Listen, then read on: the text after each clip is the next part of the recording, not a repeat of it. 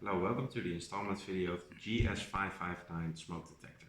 The smoke detector is fitted with a heat detection function. That means that the smoke detector will give an alarm when the temperature has risen to a certain amount of degrees.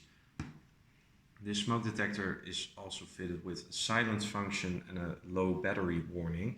Now I will show you how to install it and interconnect these two smoke alarms together.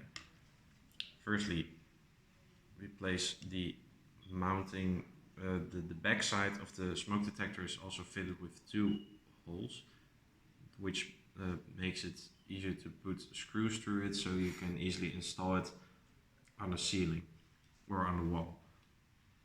So now place it on the back side, turn it. That's done. Then press it 3 times and a red light will start to flash. This means it's ready to interconnect with other smoke alarms. So here we have the second one. Press it 3 times as well. You will hear a beep. That means it's interconnected. Alright, so to make sure this one is connected to the other one,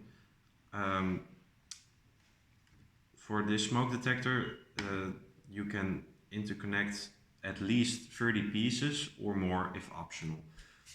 So firstly we hold this one